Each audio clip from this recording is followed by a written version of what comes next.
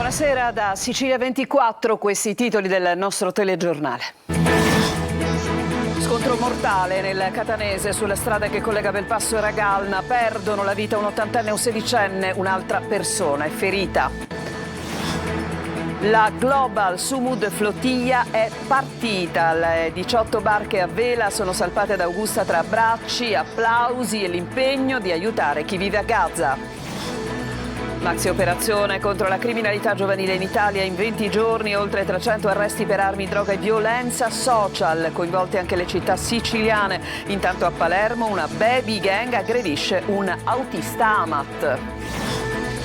Catania, anziano, sventa una truffa e fa arrestare un 43enne che si era spacciato per un uomo delle forze dell'ordine. Le isole ecologiche itineranti fanno tappa nel quartiere di San Giorgio a Catania. Obiettivo: combattere l'abbandono indiscriminato dei rifiuti. Calcio domani il Palermo contro il Sudtirol va a caccia di punti pesanti. Inzaghi annuncia novità di formazione. Serie C, trasferta domenicale insidiosa per il Catania Cosenza. La partita sarà trasmessa in diretta in chiaro su Telecolor. Il Trapani ospita domani pomeriggio al Provinciale la Casertana.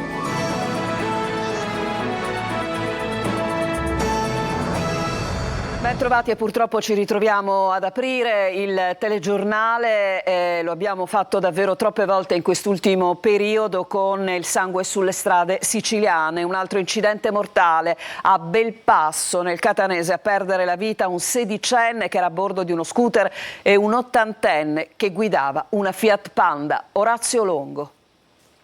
Una scia di sangue che si allunga inesorabilmente ogni giorno di più. A perdere la vita stavolta sono un 16enne e un 80enne. Lo scontro è avvenuto in via Calatafimi, strada che collega Belpasso con Ragalna nel Catanese. Sono ancora visibili sull'asfalto, come si vede dalle immagini, i segni del tragico impatto tra un'automobile guidata dall'80enne Antonino Borzì, pensionato di Ragalna, e lo scooter a bordo del quale viaggiava il 16enne Stefano Spitaleri di Belpasso. Secondo una prima ricostruzione, l'auto e la moto si sarebbero scontrate frontalmente. Sul posto sono intervenuti i vigili del fuoco e personale del 118. Richiesto l'intervento dell'elisoccorso, il velivolo però è dovuto rientrare senza trasportare nessuno. Ad effettuare i rilievi sono stati i carabinieri. Nell'incidente un'altra persona, che si trovava probabilmente a bordo dell'automobile, è rimasta ferita, riportando un trauma cranico. Immediata la notizia ha fatto il giro dei social. Il sindaco di Belpasso, Carlo Caputo, a nome proprio e dell'intera comunità, ha espresso profondo dolore per la scomparsa del ragazzo e sentito cordoglio nei confronti delle famiglie di entrambe le vittime. Assieme al comitato dei festeggiamenti Madonna della Guardia è stato deciso di sospendere e rinviare l'evento previsto in Piazza Stella Aragona. Cambiamo decisamente argomento perché dopo diversi rinvii finalmente è partita la Global Sumud Flottiglia. Le 18 barche a vela sono infatti salpate nel pomeriggio da Augusta tra abbracci, applausi e certamente grande emozione e certamente anche un po' di preoccupazione per la situazione. Intanto sentiamo il servizio di Francesco Aloi.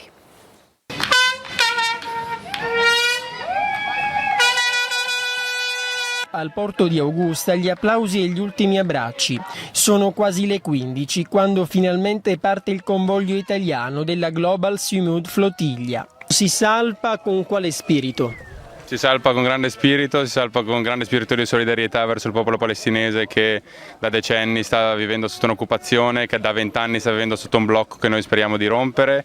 Se tutto andrà bene, il viaggio dovrebbe durare una decina di giorni, ma le imbarcazioni sono cariche soprattutto di aiuti umanitari. Lui è uno dei portuali di Genova. Abbiamo già preparato uno sciopero generale nazionale, ci stiamo coordinando con i portuali dell'area del Mediterraneo, ad esempio Pireo o Fos du Mer per dirne due, per far sì che nel momento in cui bloccano la missione scatti lo sciopero generale e il blocco dei porti a livello europeo. Tutti motivati con un obiettivo: aiutare chi vive sotto i bombardamenti ormai da troppo tempo. Con noi assolutamente ci sono giornalisti, ci sono rappresentanti dell'ONG, ci sono appunto un europarlamentare e un senatore, quindi una fotografia direi molto variegata ed eterogenea della nostra società. Da Israele però non arrivano buone notizie. Il ministro della sicurezza nazionale Itamar Ben-Gvir ha detto che chi romperà il blocco su Gaza sarà trattato come terrorista. A noi non serve protezione diplomatica, non è quello che cerchiamo, a noi serve che la Palestina venga effettivamente liberata, che i nostri governi agiscano. Molto preoccupati per quello che succede, sperando di essere in tempo, sperando che tutta la gente che è con noi capisca l'urgenza della cosa. Maxi operazione contro la criminalità giovanile in tutto il paese, coinvolta anche la Sicilia. Sono stati centinaia gli arresti nel paese per armi, droga e violenza social. Ma sentiamo tutto nel servizio di Eva Spampinato. È una fotografia chiara e preoccupante quella scattata dalla Polizia di Stato con l'operazione Alto Impatto condotta su scala nazionale. 20 giorni di controlli mirati, arresti, perquisizioni, sequestri per contrastare una criminalità giovanile sempre più diffusa, organizzata e spesso connessa al mondo digitale. In tutto il paese sono 283 i maggiorenni arrestati, 22 i minorenni fermati, sequestrati 19 kg di cocaina, 79 di marijuana, 38 armi da fuoco, oltre 62.000 le persone controllate, più di 11.000 i minorenni. A Catania 2 giovani arrestati, un minorenne collocato in comunità, controlli nelle strade, nelle piazze, nei luoghi di aggregazione dei giovani, perquisizioni a sorpresa in alcune abitazioni e in strada, da San Cristoforo alla Civita fino a San Giorgio. Sequestrati marijuana, hashish e olio di THC, ovvero un prodotto sempre più diffuso dal potente effetto drogante. Si indaga anche per furti, lesioni e spaccio. Nel mirino degli investigatori anche i social network, spesso usati per ostentare violenza e denaro facile, un canale pericoloso di emulazione che porta molti ragazzi al primo gradino della criminalità, anche organizzata. Ad Agrigento, Trapani, Caltanissetta, Gela, perquisizioni nei luoghi della movida, sale gioco, locali, stabilimenti balneari, denunce e sequestri di droga. A Messina 3 arresti per droga e usura e 2 denunce per spaccio e furto di energia. A Gela arrestati 2 minorenni per rapina e detenzione di armi in concorso. Un autobus fuori servizio rifiuta di far salire alcuni giovani e scatta la ritorsione. L'autista, accerchiato e mezzo danneggiato nella periferica piazza Croceverde, Giardini a Palermo. Sentiamo Maglio Viola. Hanno fermato un autobus che stava rientrando in rimessa a fine turno, tagliandogli la strada con i ciclomotori, poi hanno forzato le bussole per entrare. In 4 hanno accerchiato l'autista per coprirlo di offese, spintoni e poi sputi in faccia. Prima di andare via, per assicurarsi di non essere inseguiti, hanno tagliato alcuni cavi al bus per impedire che il mezzo potesse ripartire. Una vera e propria spedizione punitiva, quella di 4 ragazzini che ieri sera hanno fermato il mezzo in piazza Croceverde Giardini, al centro dell'omonimo quartiere periferico della città di Palermo. I 4 volevano punire l'autista che qualche decina di minuti prima si era rifiutato di far salire alcuni di loro che volevano essere accompagnati al capolinea della tratta 212. L'autista aveva fatto quel percorso diverse volte nella giornata, coprendo proprio la linea 212 da via Oreto a Croceverde, ma il turno era finito e l'autobus diretto ormai in rimessa in via Roccazzo. Un rifiuto legittimo, ma un affronto per la baby gang che ha organizzato l'agguato, un episodio che si inserisce nelle ripetute aggressioni agli autisti, negli episodi di violenza di strada ripetuti anche quelli nei quartieri periferici e della violenza da mala movida o per rapina che le cronache raccontano nel centro storico di Palermo giorno per giorno. Un egiziano è stato fermato ad Agrigento. Avrebbe condotto l'imbarcazione con 51 migranti arrivati a Lampedusa il 2 settembre scorso. Per l'uomo l'accusa è pesantissima: morte come conseguenza di favoreggiamento dell'immigrazione clandestina. Un migrante infatti è morto asfissiato nella stiva, un altro risulta ancora disperso in mare. La notizia dell'arrivo dei jet F-35 a Trapani sorprende e preoccupa il territorio. Paura soprattutto per le possibili ricadute sul traffico aereo dello scalo civile. Laura Spanò. Per Trapani è la notizia del giorno, mancava solo l'attestazione messa nera su bianco. A Birgi arriveranno i Top Gun degli F-35 pronti a prepararsi ad entrare in azione. L'aeroporto, da sempre una delle basi principali della NATO e dell'Alleanza Occidentale, sarà il gemello di una base che esiste già negli USA in Arizona. Grande preoccupazione da parte del sindaco Giacomo Tranchida. La Sicilia e la provincia di Trapani è forte Apache sul Mediterraneo? Questo è quello che si paventa. Si sta lavorando per potenziare i presidi militari, ma che lavoro si sta facendo per invece tentare di smussare gli angoli e svolgere una funzione che guarda alla pace e alla cooperazione? Il presidente di Erges, Salvatore Ombra, sembra convinto che il polo di addestramento militare non avrà conseguenze sullo scalo civile del Vincenzo Florio. Di contrario avviso il deputato regionale Dem Dario Safina. Soprattutto perché sull'aeroporto di Birgi la regione siciliana e i territori della provincia di Trapani hanno investito milioni di euro per far sì che questo aeroporto potesse divenire un fattore di sviluppo determinante del nostro territorio. Quale potrebbe essere lo scenario che si prospetta? Sicuramente l'innalzamento dei servizi di sorveglianza. Trapani diventerà una zona rossa, se non proprio così poco ci mancherà. Sorridono invece gli operatori dell'accoglienza per i nuovi arrivi. Molte persone saranno di stanza sul nostro territorio, generando sicuramente un interesse anche sul comparto turistico. Tanto le tratte civili avranno necessità di essere rinforzate, perché oltre alle tratte nazionali incrementate le tratte di collegamento fra lo scalo di Trapani e gli altri scali. Restiamo a Trapani. Non è stata la prova di forza che Valerio Antonini e il suo Movimento Futuro avevano annunciato. Ci riferiamo alla manifestazione programmata per oggi nella piazza antistante il municipio di Trapani, convocata per chiedere le dimissioni del sindaco Tranchida. Lo vedete nelle immagini, ha raccolto meno pubblico del previsto, c'è chi parla di 1000 persone per eccesso, ma non di più. Certamente non la folla che il patron del basket e del calcio si aspettava. In piazza, accanto a tanti curiosi, alcuni politici anche in cerca di nuova collocazione e qualche consigliere comunale di opposizione di Trapani ed Erice. Adesso una notizia: la Sicilia è da cancellare e da buttare. Sarebbero queste le espressioni di Carlo Calenda che hanno fatto infuriare il governatore Schifani, spingendolo ad abbandonare la Convention Azzurra Libertà, la 3 giorni dei giovani di Forza Italia in corso a San Benedetto del Tronto. Il presidente della regione ha rinunciato dopo un acceso diverbio con il leader di Azione, ospite della Kermesse. Ha detto: Calenda ha offeso la Sicilia, un comportamento assurdo da parte di un ospite. Lui era a casa mia in quel momento, ha detto Schifani. Ma la replica di Carlo Calenda non si è fatta attendere. Ha dichiarato infatti: mi spiace che Schifani si sia offeso, semplicemente gli ho detto ciò che penso. I siciliani sono vittime di un sistema clientelare costoso e inefficiente che non è nato ieri, ma che ha accompagnato la storia della regione appunto dallo statuto speciale. Cambiamo argomento, c'è un anziano che è sicuramente da annoverare tra quelli più scaltri dei truffatori. Andiamo a Catania per questa storia che racconta di un 74enne che con sangue freddo e prontezza ha sventato una truffa. Sentiamo.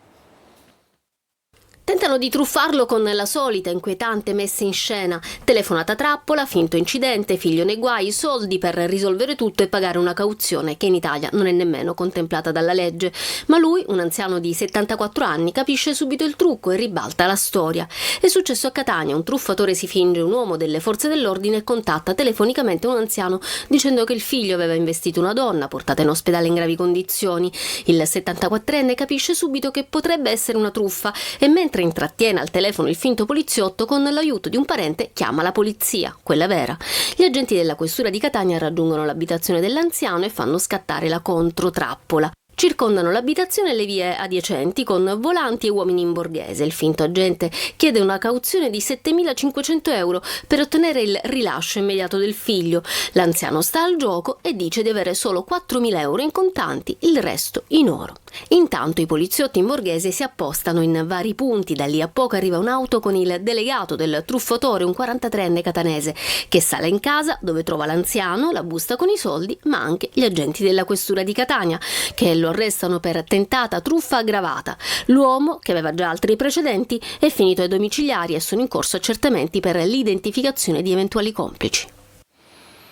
Adesso ci fermiamo, c'è una pausa, torneremo per rimanere a Catania e mostrarvi le isole ecologiche itineranti. A tra poco.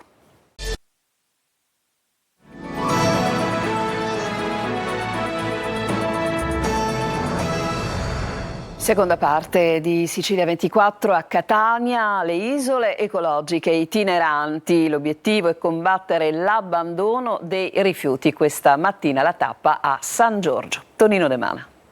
È una lotta senza quartiere, con gli sforzi dell'amministrazione comunale di Catania che si scontrano contro sacche di inciviltà, purtroppo frequenti, in alcune zone come Picanello, Fondo Romeo, Montepo, Librino e San Giorgio. Ed in piazza Sapienza, proprio a San Giorgio, per combattere l'abbandono indiscriminato dei rifiuti, è stata allestita un'isola ecologica itinerante. Colto subito l'occasione perché bisogna avere questa sensibilità, cioè la città è troppo sporca, troppo, c'è inciviltà. Cosa costa? Noi facciamo l'indifferenziata, quindi mettiamo i nostri sacchettini, le cose, però molti non vedo che non lo fanno. L'obiettivo è rendere la città più pulita, come ribadisce l'assessore all'ecologia Pesce. Questa è un'isola ecologica itinerante, noi mettiamo in campo tante iniziative proprio per questo, per incentivare questi comportamenti virtuosi, per promuovere appunto la sostenibilità dell'ambiente e soprattutto per contrastare l'illecito abbandono dei rifiuti per strade. Ma c'è ancora chi si ostina a scambiare la strada, in questo caso via Calliope, in una discarica. Questa volta però è andata male ad un 37enne di Mister Bianco, sorpreso dalla polizia locale mentre gettava sacchi pieni di immondizia. L'uomo è risultato privo di patente mai conseguita, senza copertura assicurativa e senza revisione del veicolo. Al trasgressore, oltre al sequestro del mezzo, sono stati elevati verbali per complessivi 10.500 euro. Niente scollature, abiti succinti. Un dirigente dell'ospedale civico di Palermo emana ma ritira immediatamente una circolare dai toni sessisti. Marco Gullà. Non sono appropriati abiti succinti o eccessivamente informali, scollature marcate, spalle scoperte, abiti trasparenti o abbigliamento che possa risultare inadeguato al decoro dell'ufficio.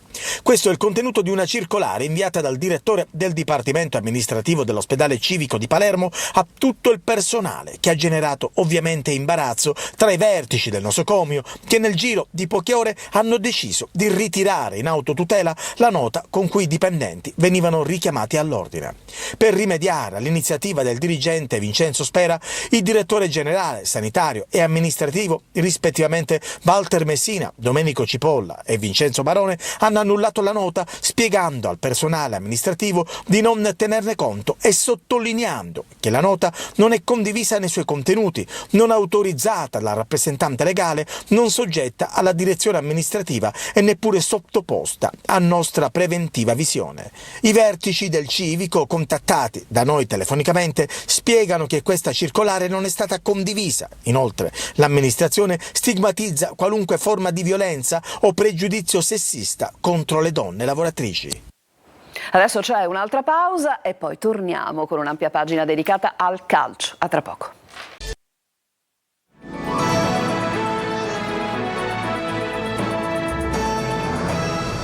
Siamo al calcio, torna in campo domani il Palermo che al Druso contro il Südtirol va alla ricerca di punti pesanti. Inzaghi in sala stampa dice ci saranno novità in formazione. Marco Gullà. Pieno di benzina e pronto immediatamente a ripartire, il Palermo domani al Druso contro il Südtirol va alla ricerca della continuità, tanto invocata dal tecnico Pippo Inzaghi. Il tecnico rosanero in sala stampa ha annunciato che ci saranno diversi cambi di formazione in questo ciclo di partite ravvicinate e giocheranno tutti, puntando sulla forza e la profondità dell'intera rosa. Dopo 3 partite fatte bene dobbiamo dare continuità, la sosta è arrivata penso nel momento giusto, avevamo bisogno di lavorare ancora per mettere benzina nelle gambe soprattutto a chi è arrivato dopo E poi ma noi non dovrà cambiare lo spartito, nel senso potranno cambiare i giocatori, come ho già detto ai ragazzi, andremo a giocare 6 partite in 20 giorni. Abbiamo una rosa di 19 giocatori, per cui sapete benissimo che con 19 giocatori ogni 3 giorni ne dovrò cambiare 5 o 6. Cambi già a partire da domani. Palumbo verso una maglia da titolare giocherà sulla tre quarti assieme a Brunori alle spalle di Poyampalo. Possibile panchina per Gyasi, fino adesso sempre titolare. In difesa ballottaggio Peda di Achite. Trasferta vietata, tifosi del Palermo residenti in Sicilia, decisione che ha riscosso polemiche e delusione da parte dei tanti sostenitori che avevano già acquistato il biglietto. Veniamo alla Serie C, domani sarà una trasferta insidiosa a Cosenza per il Catania. I rossoblù infatti hanno 2 punti in classifica e sono alla ricerca della prima vittoria. Il servizio. È la partita che può pesare le reali ambizioni del Catania, quanto fatto sinora nelle prime 3 partite. 3 vittorie, 2 nette, una quella di Cava, di grande carattere, che hanno portato i rossazzurri al primo posto in classifica. La trasferta di domani a Cosenza arriva nel momento in cui la squadra di Toscana ha già buttato giù la maschera contro un avversario che non attraversa certo un periodo facile o felice. La retrocessione, la crisi societaria con la nomina del nuovo DG proprio nelle ultime ore, la contestazione dell'ambiente sono tutti elementi che stanno segnando questo avvio del campionato dei lupi, ma Toscano invita a non fidarsi. Tende alte, io non ci credo a problematiche. È normale che un club che viene da una retrocessione si porta dietro delle situazioni che deve risolvere, ma tutte queste difficoltà, queste cose ci credo poco. Noi dobbiamo essere concentrati sui 90 minuti sul rettangolo di gioco. Boucher deve rinunciare ancora allo squalificato Garritano, assente anche Kufarlidis. Il tecnico rispetto al match col Crotone dovrebbe confermare la difesa a 4 e operare un'unica variazione, lanciando dal primo minuto Belgeldo nel ruolo di Melzara al posto di Quan. Sulla tre quarti Cannavò e Florenzi dovrebbero agire alle spalle di Mazzocchi. Toscani invece dovrebbe dare continuità alla formazione che bene ha fatto ultimamente con la conferma di Pieraccini a sinistra al posto di Celli, con Jimenez davanti a Ciccerelli. Dietro forte non ci sarà Caturano, ma torna tra i convocati Di Tacchio. È una grande notizia che Ciccio si è allenato con la squadra senza avere alcun problema e a vederlo in faccia e negli occhi la sua felicità di essere tornato in gruppo, perché è stato in un momento dove si prevedeva un lungo stop perché doveva andare a sottoporsi a un intervento chirurgico, ad oggi ad essere a disposizione della squadra. Questa è una grande notizia. Gara vietata ai tifosi rossazzurri, diretta in TV, in chiaro e in esclusiva su Telecolor. Il calcio d'inizio è alle 15, diretta stadio vi porterà al San Vito Marulla già un'ora prima. E veniamo adesso alla Trapani, che ospita domani pomeriggio al Provinciale la Casertana. Sergio Colosi. Dopo Latina e Sorrento, il Trapani mette nel mirino la Casertana degli ex Toscana e Liotti e punta al tris di successi per salutare la penalizzazione e irrobustire l'imbattibilità stagionale. La sfida del Provinciale assume un peso specifico notevole per un salto di qualità e per la forza dell'avversario, come confermato dal tecnico Aronica. Domani affrontiamo la Casertana, che a mio avviso è tra le prime squadre che abbiamo affrontato, è la più completa, la più esperta, la più qualitativamente organizzata, e quindi sicuramente una partita molto difficile che presenterà e presenta parecchie insidie. Detto questo, diciamo, quello che ho sempre portato avanti all'interno del gruppo è il fatto di non guardare la classifica, di non pensare a fattori che potessero distrarci, come appunto la penalizzazione e tutto il resto, e quindi abbiamo lavorato sempre in questa direzione e continuiamo. L'obiettivo dei playoff passa da una continuità che non c'è mai stata nella scorsa stagione. Pirrello ha recuperato insieme a Negro e Nicoli. L'unico assente è lo squalificato Giron. Tra panchina e tribuna gli ultimi acquisti Motoc, Stramaccioni e Palmieri. Aronica conferma il 3-4-2-1 con Fischnaller e Canotto a sostegno di Grandolfo. Gli ultimi 2 a segno contro Latina e Sorrento. Veniamo alla notizia che riguarda il Siracusa, che ha incassato una nuova sconfitta, la terza consecutiva nella partita giocata al De Simone contro il Benevento. Il match disputato davanti al proprio pubblico ha visto la squadra perdere 3-0 e di questo naturalmente ci occuperemo nelle edizioni di domani del nostro telegiornale. Io vi ringrazio per averci seguito, a tutti una buona serata.